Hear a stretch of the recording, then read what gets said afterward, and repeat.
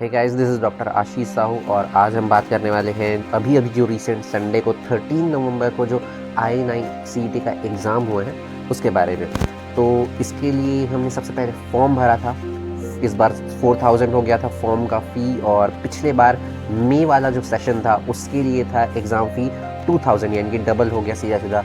काश इतनी जल्दी मेरा पोर्टफोलियो भी ग्रो करता। और इसके फॉर्म में अलग अलग स्टेप्स रहते हैं। आई-9 सीईटी के फॉर्म में मतलब आप सबसे पहले एक बेसिक रजिस्ट्रेशन के लिए एक डेट आता है जिसमें आप कुछ अपनी बेसिक रजिस्ट्रेशन डिटेल्स डालते हैं, और वो स्टेप क्योंकि मैंने मई में भी फॉर्म भरा था तो वो स्टेप मुझे नहीं भरना पड़ा। डायरेक्ट मैं आया अपने अगले स्टेप्स पे, जैसे कि जिसमें मेरे कुछ अपने डॉक्यूमेंट्स अपलोड करने थे, और फिर मैंने पेमेंट किया, और उसके बाद फिर मैंने सेंटर प्रेफरेंस चूज़ किया। ये सब बस फॉलो करना पड़ा इस बार।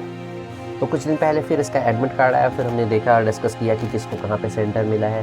तो जैसे कि मुझे मिला था कोहका कुरुद भिलाई वाला रुमटा कॉलेज, और मैंने जो मई में एग्ज़ाम दिया था आई-9 सीईटी का उसका भी मुझे इसी की जस्ट साइड में एक कॉलेज है मनसा कॉलेज, वहाँ मिला था सेंटर। और जब मैंने एम्स यूजी दिया था तो भी मेरे को ये रुमटा कॉलेज ही मिला था एग्ज़ाम सेंटर। और फिर मेरे फ्रेंड्स में जैसे अंकित है, भूपेंद्र है, नीतीश है, इन तीनों को एक ही कॉलेज मिला था, भारती कॉलेज भिलाई में, और लेकिन उनका दोपहर वाला शिफ्ट था। तो ये भी एक डिफरेंस था कि पिछले बार बस एक ही शिफ्ट में एग्ज़ाम हुए थे, मॉर्निंग शिफ्ट में, इस बार 2 शिफ्ट में हो रहे थे। तो मैं एग्ज़ाम के एक दिन पहले यानी कि 12 नवंबर को सैटरडे को ही मम्मी को लेके चला गया था भिलाई। वहीं पे पास में मेरे मामा का गांव है, तो मैं वहाँ रुक गया ताकि मैं अगले दिन सुबह से एग्ज़ाम देने जा सकूँ। और फिर 13 नवंबर को एग्ज़ाम के दिन मैंने सुबह को अपने भाई को, जो कज़न था वहाँ पे, उसको मैंने बोला कि वो मेरे को एग्ज़ाम सेंटर पर ड्रॉप कर देगा। मैं अपनी बाइक नहीं ले जा सकता था क्योंकि वहाँ पर चाबी रखने के लिए आप अपने पास चाबी नहीं रख सकते, और वहाँ पे आपको कहीं पे बॉक्स में या फिर बॉक्स में रखवा रहे थे मेरे एग्ज़ाम सेंटर में। तो मुझे वो उतना ठीक नहीं लगा, मतलब कोई श्योर नहीं रहता कि आपको कोई पर्टिकुलर जगह मिलेगी जहाँ पर आप अपनी बिलोंगिंग्स रख सकते हो सेफली। तो मैं अपनी बाइक नहीं ले गया था। और जैसा कि एडमिट कार्ड के इंस्ट्रक्शंस में लिखा हुआ था कि हमको सिर्फ 2 चीज़ें लेकर जानी थी एग्जामिनेशन सेंटर में, एक तो एडमिट कार्ड का प्रिंट आउट, और दूसरा था अपने साथ कोई एक वैलिड आईडी कार्ड, जैसे आधार कार्ड वगैरह ले जा सकते थे। तो मैं एग्जामिनेशन सेंटर में पहुंचा 8 बजे। एंट्री का स्टार्टिंग टाइम था 7 और लास्ट टाइम था 8:30। तो मैं 8 बजे के करीब पहुंचा हूँ। फिर चेकिंग वगैरह में थोड़ा टाइम लगा, फिर अपन अंदर पहुंच गया। वहाँ पे बाहर मुझे कुछ कॉलेज के फ्रेंड्स भी मिले थे। फिर उसके बाद अब मैं बताता हूँ कि एग्ज़ाम का एक्सपीरियंस कैसे रहा, और पिछले बार के एग्ज़ाम में और इस बार के एग्ज़ाम में क्या डिफरेंस था। तो 2 डिफरेंस तो आपको पहले ही बता चुका हूँ कि एक बार फीस जो है पहले 2000 थी, इस बार सीधे 4000 हो गई। और दूसरा कि पहले सिर्फ एक शिफ्ट में एग्ज़ाम हो रहा था, इस बार 2 शिफ्ट में एग्ज़ाम हो रहे थे। तो पिछली बार मई वाले एग्ज़ाम में हुआ था ये कि अगर आप एग्जामिनेशन सेंटर जाते थे तो वहाँ पे आपकी जगह फिक्स रहती थी, क्योंकि आप जिस कंप्यूटर पर बैठ के एग्ज़ाम देने वाले हैं उसमें आपका पहले से लॉगिन हो रखा था, और जब टाइम शुरू होता था अपने आप वो स्क्रीन पे क्वेश्चन आने शुरू हो जाते थे। लेकिन इस बार ऐसा नहीं था। इस बार जब हम एग्ज़ाम सेंटर गए तो वहाँ पे हमको रैंडम बैठाया गया और हमको खुद लॉगिन करना पड़ा। और उसके बाद हमने जब लॉगिन किया एक पर्टिकुलर टाइम आने पे, और उसके बाद फिर जब हम लोग ने लॉगिन किया उसके बाद फिर वो टाइमर शुरू हुआ। तो जिसने थोड़ा सा पहले लॉगिन किया 5-10 सेकंड 1 मिनट पहले, उनका टाइमर पहले शुरू हुआ, पहले ख़त्म हुआ एग्ज़ाम। और जिन्होंने थोड़ा सा लेट शुरू किया था, आधा मिनट 1 मिनट बाद में, उनका फिर वैसे ही आधा मिनट 1 मिनट लेट एग्ज़ाम ख़त्म हुआ।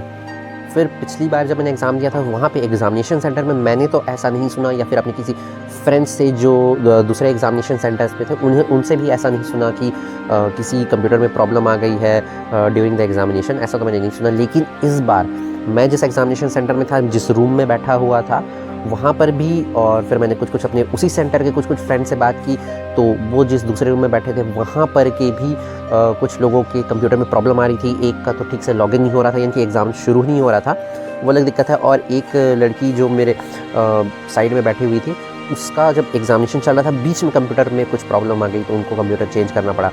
फिर भूपेंद्र बाद में बता रहा था कि उसके साथ भी ऐसा ही हुआ कि बीच में वो एग्ज़ाम दे रहा था, फिर बीच में ऑफ हो गया था कंप्यूटर। तो ये आई थिंक थोड़ा सा सीरियस इशू है। अगर आप अच्छे से प्रिपेयर करके गए हैं और अच्छे से फोकस हैं और बीच में कंप्यूटर में इस तरह की प्रॉब्लम मचा दी, तो आपका पूरा जो फ्लो होता है वो बिगड़ जाता है, डिस्टर्बेंस हो जाता है। तो मेरे ख्याल से इस पर थोड़ा सा ध्यान देने की ज़रूरत थी। और पिछली बार एग्ज़ाम ख़त्म होने के बाद भी हमको लगभग 1 घंटे तक एग्ज़ाम सेंटर में ही रुकना पड़ा था। फिर से सब कुछ जैसा शुरू में चेकिंग हुई थी, फिर से एग्ज़ाम के बाद फिर से चेकिंग हुई थी, तो वो करीब 1 घंटा लगभग वहाँ पे फिर से वेट करना पड़ा था। लेकिन इस बार क्या हुआ कि जस्ट एग्ज़ाम हुआ और उसके बाद जस्ट हमको बोला गया 5 मिनट के बाद ही कि आप जा सकते हैं। तो मैंने अपने भाई को बोला था कि वो 1 घंटे बाद आया पिछले बार के हिसाब से, लेकिन हम लोग जल्दी छूट गए। तो फिर अच्छा हुआ कि मैं कैश रखा था, इसके कारण फिर मैं घर निकल गया ऑटो से ही। और एग्ज़ाम के क्वेश्चंस भी ठीक-ठीक थे, मतलब देख के लग रहा था अरे हाँ, ये तो थोड़ा पढ़ा हुआ था, 2 ऑप्शन में कन्फ्यूजन है। ज़्यादातर टाइम ऐसे ही होता है कि जब आप अच्छे से रिवाइज़ नहीं करते हैं, थोरफली अच्छे से नहीं पढ़े हुए हो, तो आपको यही होता है, कन्फ्यूजन होता है, अरे ये भी ऑप्शन हो सकता है, ये भी ऑप्शन होता है, और जब घर आके आंसर चेक करते हैं तो तीसरा ऑप्शन निकल जाता है। तो फिर ये हो रहा था। और इस बार भी मैंने जैसे पिछले बार अटेम्प्ट किए थे, मैंने ज़्यादा क्वेश्चन छोड़े नहीं कि माइनस मार्किंग हो जाएगा, मैं बस टिक कर दिया, देखा जाएगा क्या होता है करके, क्योंकि इतना ज़्यादा प्रिपरेशन नहीं था कि आप एक-एक माइनस मार्किंग को देखते कि हाँ, माइनस मार्किंग हो जाएगी, कम हो जाएंगे मार्क्स, ऐसा कुछ नहीं था। ये जस्ट एक हम लोग मॉक टेस्ट की तरह दे रहे थे, प्रिपेयर करने के लिए जो नीट पीजी का एग्ज़ाम होगा, जिसकी डेट अभी मार्च में आई है। तो देखते हैं कि इस बार का रिज़ल्ट आता है तो कितना आता है, क्या पता फिर से मेरा ऑल इंडिया रैंक 10 आ जाए। लेकिन एक चीज़ तो थी कि मैंने जो टेस्ट वगैरह दिए थे, उससे काफ़ी ज़्यादा क्वेश्चन ऐसा लग रहे थे कि हाँ, ये टेस्ट के जैसा ही क्वेश्चन है, उसी पैटर्न में क्वेश्चन है। तो काफ़ी सारे क्वेश्चन हाँ रिपीट हो रहे थे।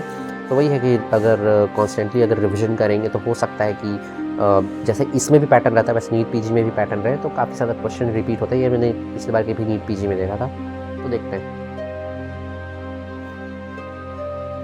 और एम्स में जैसे पिछले बार भी हुआ था कि काफ़ी लोगों का एग्ज़ाम सेंटर एक ही जगह होता है, तो बहुत सारे लोग से मुलाकात होती है। तो कॉलेज के बहुत सारे मेरे फ्रेंड से मिलना हुआ, जैसे कि मेरा जो रूममेट था हिमांशु साहू, उसका भी वहीं पे मॉर्निंग शिफ्ट में था, उससे मिला। फिर लड़कों में चंद्र चूड़ामणि से मिला, विशाल पात्रे का भी वहीं था, विजय मेश्राम का भी वहीं था, अंगेश्वर जिसका गाँव मेरे गाँव के पास में ही है, वो उसका भी सेंटर वहीं था।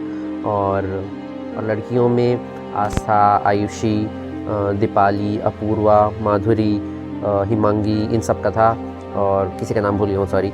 और तो सबसे मुलाकात हुई, और ऐसा लग नहीं रहा था कि हमारा कॉलेज ख़त्म हो गया है और मैं कॉलेज ख़त्म होने के इतने दिन के बाद उनसे मिल रहा हूँ, मतलब पता नहीं चल रहा था।